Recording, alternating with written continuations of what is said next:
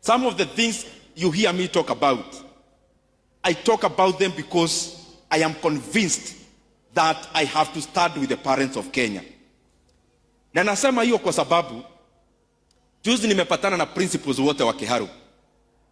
Wametumiwa circular mrefu na serikali, na wanataka waongeze school fees ya day scholars. Ati vile mzazi amekuwa akilipa aongezewe 9,370 shillings from January of this year. Na ndio maana mimi mnasikia nikisema whatever it takes, kama mimi mbunge wa Kiharu, I'll do it to make sure there is no fees increment in January for day school learners in the entire of Kenya.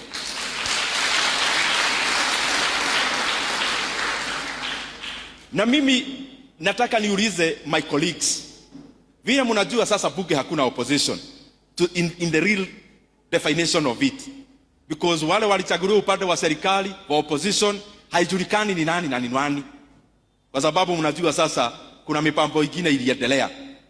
And I have said this, mimi kama mbunge wa Kiharu, even if I'll be the only solitary voice in Kenya to stand for education and the right thing, I'll do it and pay the price.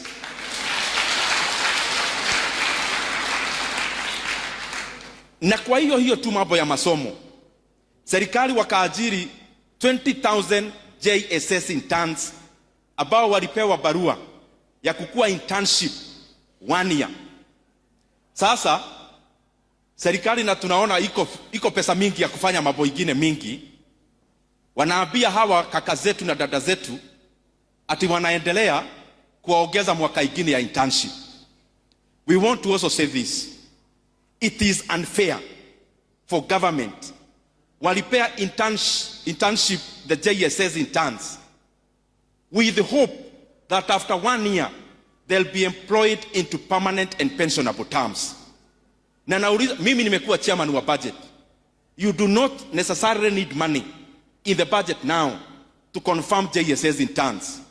You can use an article called Article 223, where you can use the money, urete bunge baadaye tuipitishe. Na ndio naambia Ministry ya Elimu na TSC, kindly confirm all the JSS interns into permanent and pensionable terms in January of 2026. We cannot pay a graduate 17,000. Some of them have actually gone ahead even to commit suicide, as I'm told by their officials. Because 17,000 as a graduate, unashindwa kama ni ya fare, ama ni ya kulipa nyumba, ama ni ya kufanya kazi gani. So JSS interns kwa heshima wakuwe confirmed. These are young people with young families. It is important we confirm them.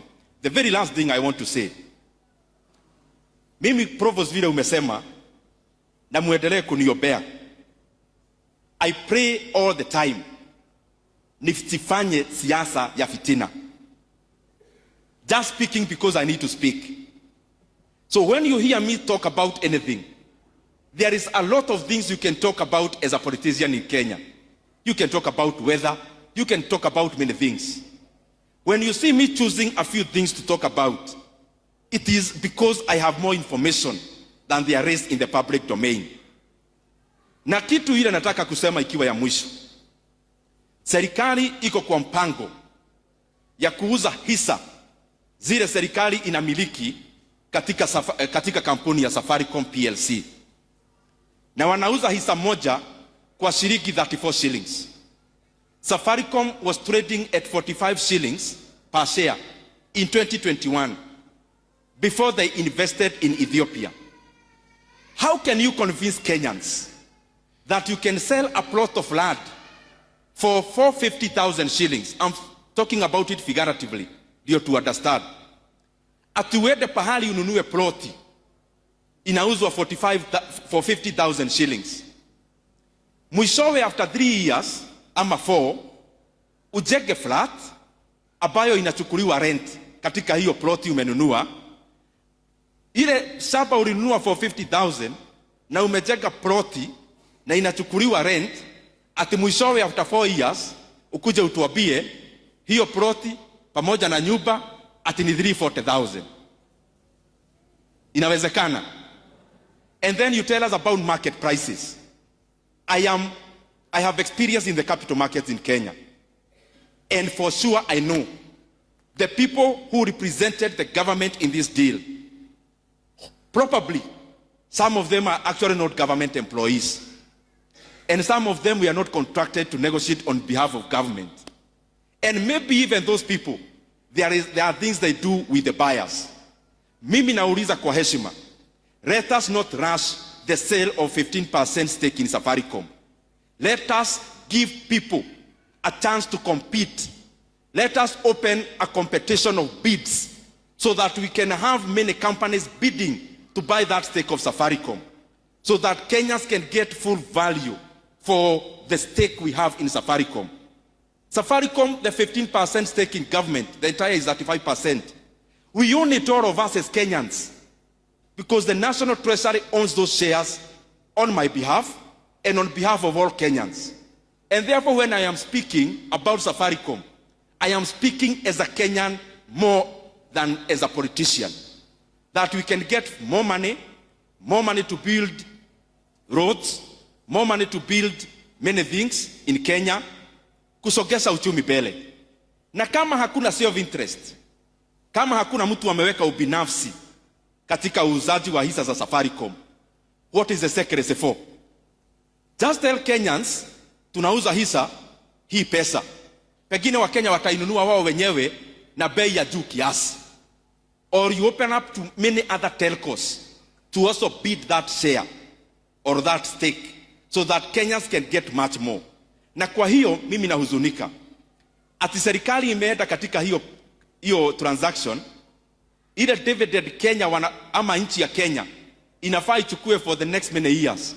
Serikali wakasema sisi hatutaki kugoja, tunataka hiyo dividend saa hii. Mimi nauliza viongozi wa serikali, we must stop concentrating and binding up Kenya with the mentality of the elections in 2027 only. Kenya inahitaji pesa saa hii, in the next 3 years, in the next 5 years. Let us not continue to securitize future government revenue to gain political capital today. Kama ni dividend ya Safaricom, kila mwaka Kenya inahitaji pesa ya kulipa walimu, ya kujenga barabara. Kwa nini tunaitisha upfront, alafu Kenya is losing 15 billion on dividend alone? Why? Hii mambo mimi naongea, and I want to repeat nikimaliza. I have more information than there is in the public domain.